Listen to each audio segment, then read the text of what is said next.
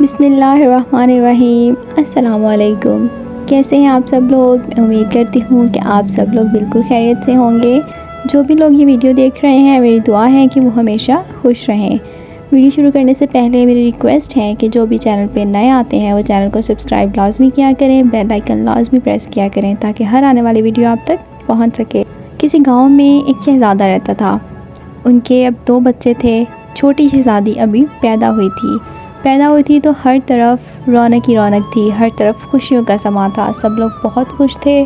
اب شہزادے اور ملکہ نے اپنی چھوٹی شہزادی کے آنے پر بہت سارے لوگوں کو کھانے کی دعوت دی ہوئی تھی۔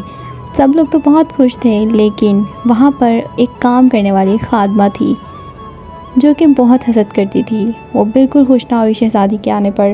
جب بھی وہاں کوئی خوشی آتی وہ بہت حسد کرتی اور بالکل خوش نہ ہوتی۔ کچھ ٹائم تو خیر اس نے جیسے تیسے گزار لیا، لیکن جب شہزادی تھوڑی سی بڑی ہوئی تو اس نے کیا کیا، موقع دیکھ کر شہزادی کو وہاں سے اغوا کر لیا۔ شہزادی کو اپنے ساتھ لے گئی۔ اب اس شہر سے کہیں دور شہزادی کو ایک عورت کے پاس چھوڑ دیا۔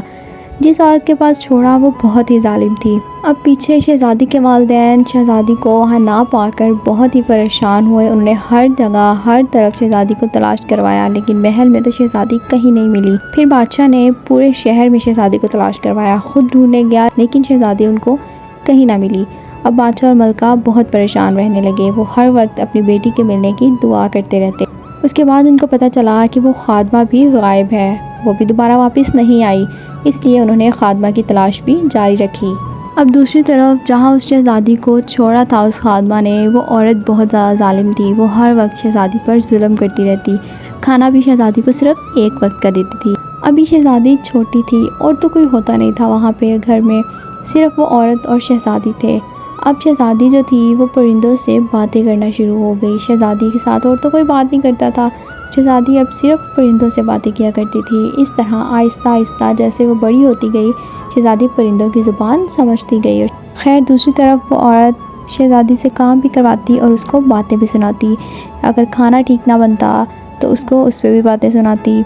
برتن بھی وہ اکیلی دھوتی، کپڑے بھی وہ اکیلی دھوتی، سارا دن اس سے نوکرانیوں کی طرح کام کرواتی۔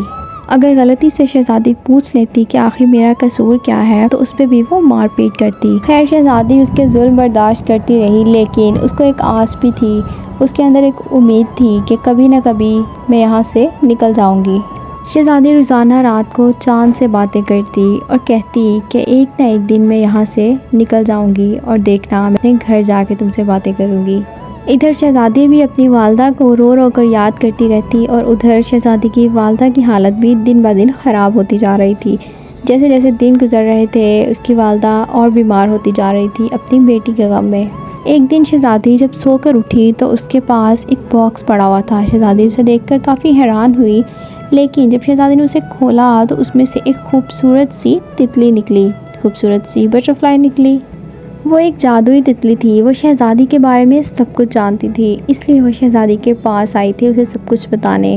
ایسے ہی باتیں کرتے کرتے شہزادی کو اس نے سب کچھ بتا دیا کہ کس طرح ان کے گھر کام کرنے والی ایک خادمہ نے شہزادی کو اغوا کیا اور اس عورت کے پاس چھوڑ دیا، اس عورت سے پیسے لیے اور کہیں فرار ہو گئی۔ اب شہزادی کو اپنے محل جانا چاہیے۔ شہزادی نے کہا کہ میں یہاں سے کیسے نکلوں، یہ عورت تو مجھے ایک قدم بھی گھر سے باہر نہیں نکلنے دیتی، تو میں یہاں سے کیسے جاؤں گی، مجھے تو راستہ بھی نہیں پتا۔ تتلی نے کہا کہ اگر میں واپس محل گئی تو مجھے اڑتے اڑتے بہت دن گزر جائیں گے، اس طرح یہ عورت تب تک تم پر ظلم کرتی رہے گی۔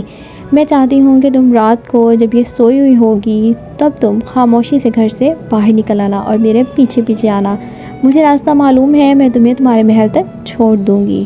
شہزادی یہ سن کر بہت خوش ہوئی۔ اسی طرح اس کے کہنے کے مطابق شہزادی نے رات کو جب وہ عورت سوئی ہوئی تھی تو شہزادی خاموشی سے وہاں سے نکلی اور تتلی کے ساتھ چل پڑی۔ راستہ کافی لمبا تھا اور ان کو پہنچتے پہنچتے کافی دن لگ جانے تھے۔ خیر انہوں نے اپنا سفر جاری رکھا۔ آگے کار تتلی نے شہزادی کو اس کے گھر تک پہنچا ہی دیا۔ شہزادی نے اپنے محل پہنچ کر تتلی کا شکریہ ادا کیا۔